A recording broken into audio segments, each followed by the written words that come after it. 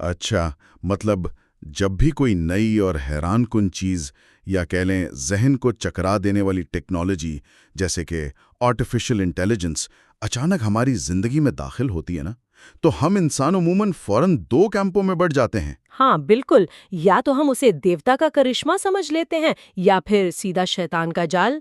दरमियानी रास्ता तो जैसे होता ही नहीं है। बिल्कुल, मतलब ऐसा लगता है कि हमारा दिमाग इन दोनों इंतहाओं के बीच वाले इलाके से यानी इस दरमियानी रास्ते से बहुत ज़्यादा खौफज़दा है। तो आज के इस गहरे जायजे में हम इसी अजीबोगरीब इंसानी रवैये पर बात कर रहे हैं। और आज की हमारी इस तफसीली गुफ्तगू का जो माखुज़ है वो मोहम्मद फारूक राशिद की लिखी हुई एक इंतहाई दिलचस्प कहानी है। उसका उन्वान है भगवान, दज्जाल और चाय वाला फ़लसफ़ी। हाँ, और इसी तहरीर के ज़रिए हम ये समझने की कोशिश करेंगे कि आखिर इंसानी ज़हन नामालूम चीज़ों से इतना घबराता क्यों है। सही।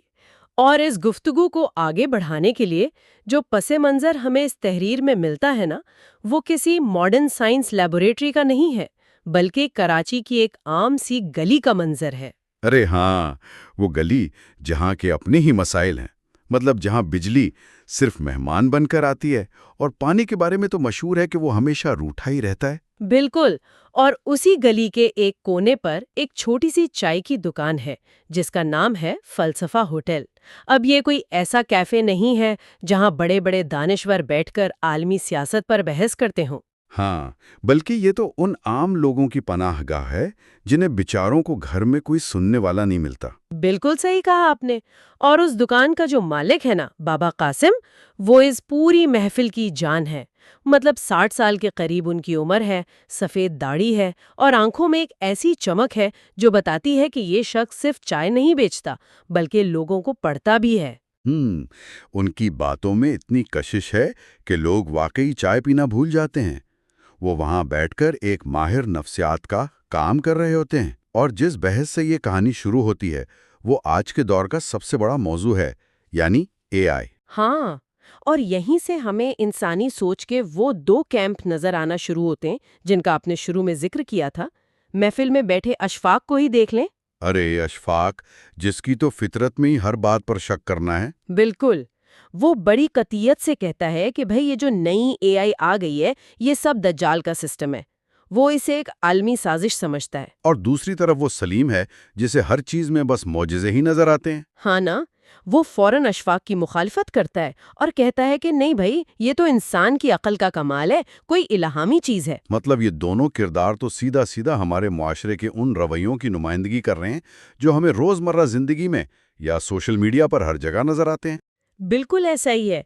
और फिर बहस सिर्फ इन दोनों तक नहीं रुकती। इसी दौरान एक और बुजुर्ग, रामलाल जी, जो मंदिर से आ रहे होते हैं, वो महफिल में शामिल हो जाते हैं। हाँ, वो मुस्कुराते हुए बताते हैं कि मंदिर में आज कोई नौजवान कह रहा था कि ये मोबाइल फ़ोन भगवान का करिश्मा है। और इस पर इशफाक, जो अभी खुद एआई को दज्जाल का सिस्टम कह रहा था, वो रामलाल जी पर तंज करता है कि तुम लोगों को जब कुछ समझ नहीं आता तो फौरन भगवान बना देते हो। मतलब कैसा दोगलापन है ना। और रामलाल जी भी फौरन पलटकर जवाब देते हैं कि भाई तुम लोग क्या करते हो, जो समझ ना आए उसे फौरन दज्जाल बना देते हो। ये जो मुकालमा है ना, ये इस तहरीर का वो अहम मोड़ है जहाँ कहानी एक आम सी बहस से निकलकर नफ्सियात की गहराई में चली जाती है। इस तकरार पर पूरी महफिल में सन्नाटा छा जाता है। और फिर बाबा कासिम हंसते हैं और कहते हैं कि आज तो दोनों तरफ से छक्के लग रहे हैं। हाँ, और वो एक ऐसा जुमला बोलते हैं जो इस पूरी निशात का निचोड़ है। वो कहते हैं, तुम दोनों एक ही कश्ती में हो, बस चप्पू मुख्तलिफ हाथों में हैं। वाह, चलें इस बात की जरा तहें खोलते हैं। बाबा कासिम का ये जुमला मुझे वाकई बहुत गहरा लगा। मतलब मैं सोच रहा था कि ये तो बिल्कुल वैसा ही है ना जैसे सस्ती फिल्मों में होता है, सिर्फ हीरो होता है और विलन होता है, कोई आम इंसान नहीं होता बीच में। बिल्कुल सही मिसाल दी आपने। या जैसे अंधेरे कमरे में कोई पुराना कोट कुर्सी पर पड़ा हो। अब एक डरा हुआ बंदा फौरन सोचेगा कि भूत है और दूसरा जो अकीदत वाला है वो कहेगा कोई फरिश्ता खड़ा है। हाँ, लेकिन बत्ती जलाकर कोई नहीं देखेगा कि वो महज एक कोट है। बिल्कुल। तो मेरा एक चुपता हुआ सवाल है यहाँ पर, क्या वाकई ये सोचना इतना अजीब है? मतलब इंसान तो हमेशा से नामालूम चीजों से डरता आया है ना, तो क्या ये फौरन लेबल लगाना महज एक कुदरती दिफाई निजाम नहीं है? यहाँ जो बात सबसे ज्यादा हैरान कुन है ना, वो बाबा कासिम की उसी एक ही कश्ती वाली बात में छुपी है। آپ کی کوٹ والی مثال اسے سائنسی لحاظ سے بالکل درست ثابت کرتی ہے۔ اچھا، وہ کیسے؟ انسان کی یہ بڑی عجیب لیکن ارتقائی لحاظ سے بہت فطری عادت ہے کہ وہ ناقابل فہم چیزوں کو فوری طور پر دو خانوں میں سے کسی ایک میں ڈال دیتا ہے، یا تو بہت مقدس یا پھر بہت خطرناک۔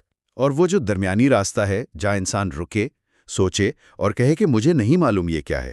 ہاں، اسی راستے پر چلنے سے تو دماغ بھاگتا ہے۔ اس درمیانی راستے پر چلنا دماغ کے لیے بہت مشکل کام ہے۔ لیکن ایک منٹ، مجھے یہاں ایک الجھن ہو رہی ہے۔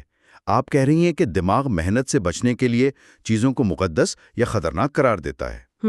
لیکن اگر منطقی طور پر سوچا جائے تو کسی چیز پر پوری دیومالائی کہانی گھڑنا، سازشی نظریات بنانا، یہ سب تو زیادہ مشکل کام نہیں ہے۔ اس سے تو آسان یہ ہے کہ بندہ کہہ دے مجھے نہیں پتا۔ یہ دماغی کاہلی کیسے ہوئی؟ یہ بہت زبردست سوال پوچھا آپ نے۔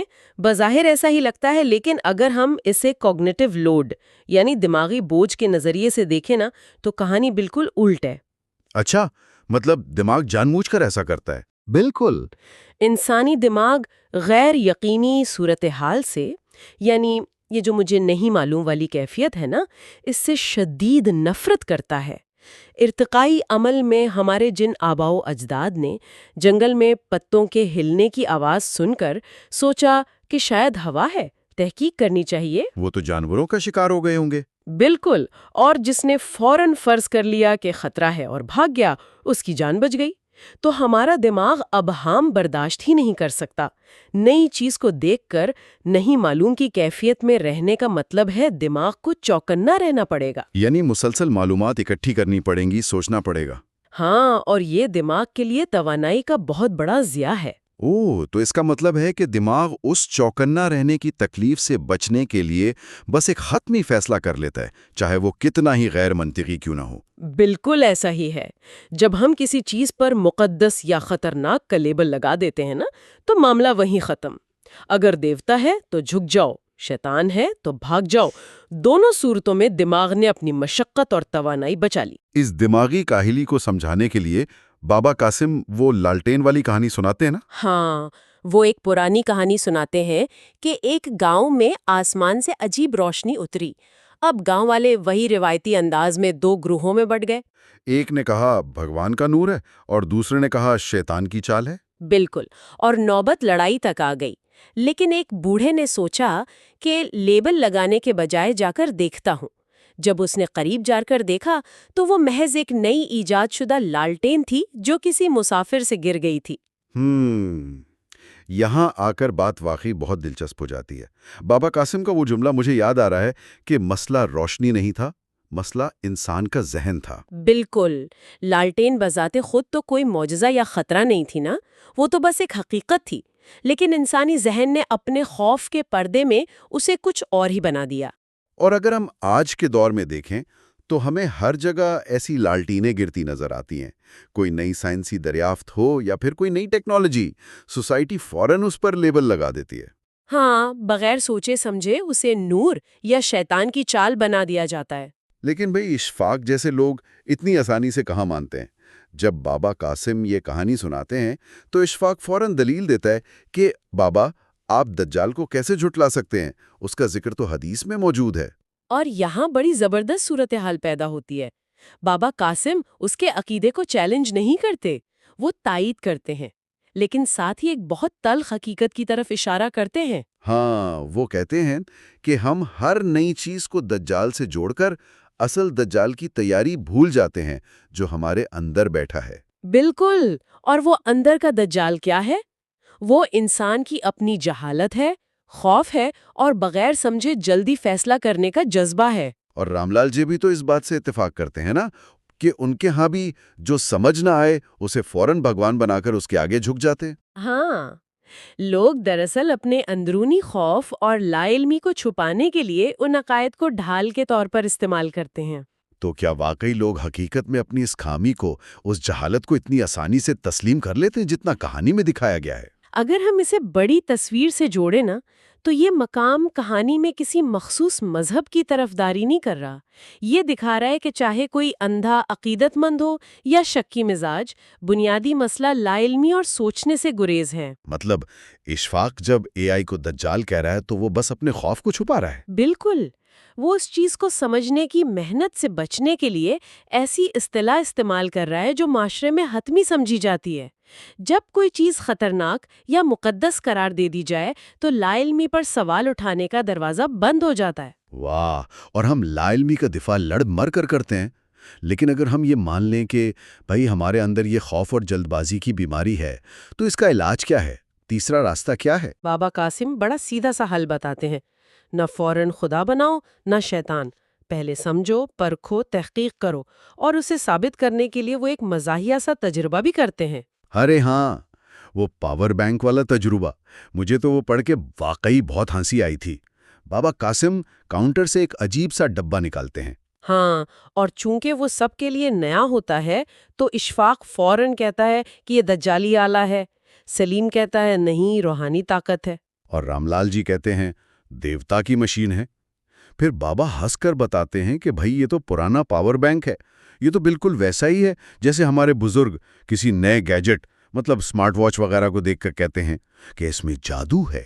یہ واقعہ مزاحیہ ہے، لیکن یہ ہماری جذباتی کمزوریوں کا آئینہ ہے۔ ہم لیبل لگا کر اس محنت سے بچنا چاہتے ہیں جو تحقیق مانگتی ہے۔ تو اس سب کا آخر مطلب کیا ہے ہماری روزمرہ زندگی کے لیے؟ کیا ہم انجانے میں یہی پاور بینک والا تجربہ نہیں دہرا رہے؟ بالکل دہرا رہے ہیں۔ مسئلہ چیزوں میں نہیں ہے، ہماری جلدی میں ہے، جذباتی فیصلوں میں ہے۔